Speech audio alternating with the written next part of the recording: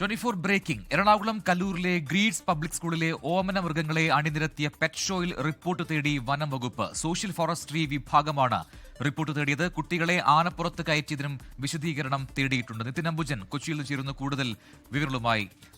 ഇതിന് എന്താണ് ഇത്തരത്തിലൊരു പെറ്റ് ഷോ നടത്താനുണ്ടായ സാഹചര്യം? അതിലിപ്പോൾ എന്തുകൊണ്ട് ഈ നടപടി വരുന്നു? അതിന്റെ കൂടുതൽ വിശദാംശങ്ങൾ എന്താണ്? പ്രജിൻ, കഴിഞ്ഞ ദിവസമാണ് കല്ലൂർ ഗ്രീറ്റസ്റ്റ് പബ്ലിക് സ്കൂളിൽ ഇത്തരത്തിലൊരു പെറ്റ് ഷോ സംഘടിപ്പിച്ചത്. വളർത്തുമൃഗങ്ങളെ അടുത്തറിയാനുള്ള ഒരു അവസരമായിട്ടാണ് ഇത്തരം ഒരു പെറ്റ് ഷോ സംഘടിപ്പിച്ചത്. ഇതിന്റെ ഭാഗമായി തന്നെ വിവിധ ഇനം വളർത്തുമൃഗങ്ങളെ എല്ലാം തന്നെ സ്കൂളിൽ എത്തിച്ചിരുന്നു. ആന, കുതിര ഉൾപ്പെടെയുള്ള വിവിധ ഇനം മൃഗങ്ങളെയാണ് സ്കൂളിൽ എത്തിച്ച് ഇത്തരത്തിൽ കുട്ടികൾ ഈ വിവിധ ഇനം ഈ പെറ്റ് ഷോകളെ മൃഗങ്ങളെ സ്കൂളിൽ എത്തിക്കുകയും പിന്നീട് ഒരു പെറ്റ് ഷോ സംഘടിപ്പിക്കുകയും ചെയ്തത്. എന്തായാലും ഈ പെറ്റ് ഷോയിലാണ് ഇപ്പോൾ ഒരു നടപടി വനംവകുപ്പിന്റെ ഭാഗത്തും ഉണ്ടായിരിക്കുന്നത്.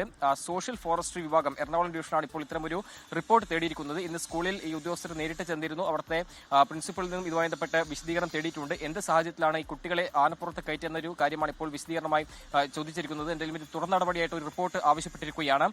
എന്തായാലും ഇതുമായി ബന്ധപ്പെട്ട ദൃശ്യങ്ങളടക്കം ഇപ്പോൾ വനംവകുപ്പ് ശേഖരിച്ചിട്ടുണ്ട്. സമൂഹ മാധ്യമങ്ങളിൽ ഇതുമായി ബന്ധപ്പെട്ട ദൃശ്യങ്ങളൊക്കെ തന്നെ വലിയ തരത്തിൽ ഇപ്പോൾ പ്രചരിക്കുന്നുണ്ട്. ആ ഒരു സാഹചര്യത്തിലാണ് ഇപ്പോൾ ഈ ആനയെല്ലാം തന്നെ സ്കൂളിൽ എത്തിച്ചത് എന്ത് സാഹചര്യത്തിലാണെന്ന് ഇപ്പോൾ വനംവകുപ്പ് അന്വേഷിക്കുന്നുണ്ട്.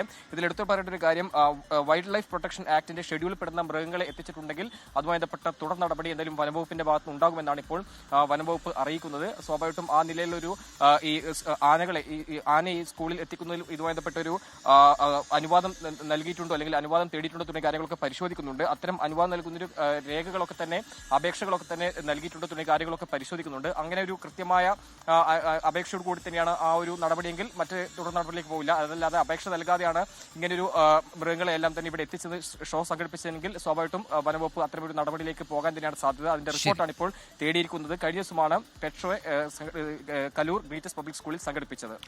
നിതിൻ അംബുജനാണ് കൊച്ചിയിൽ വിശദാംശങ്ങൾ നൽകിയത്. ലോകത്തെവിടെയായാലും ഏത് സമയത്തും 24 വാർത്തകളും ഓഗ്മെന്റഡ് റിയാലിറ്റി പാക്കേജുകളും എക്സ്പ്ലെയിനറുകളും വിശദമായി കാണാൻ ഞങ്ങളുടെ യൂട്യൂബ് ചാനൽ നിങ്ങൾക്ക് സബ്സ്ക്രൈബ് ചെയ്യാം.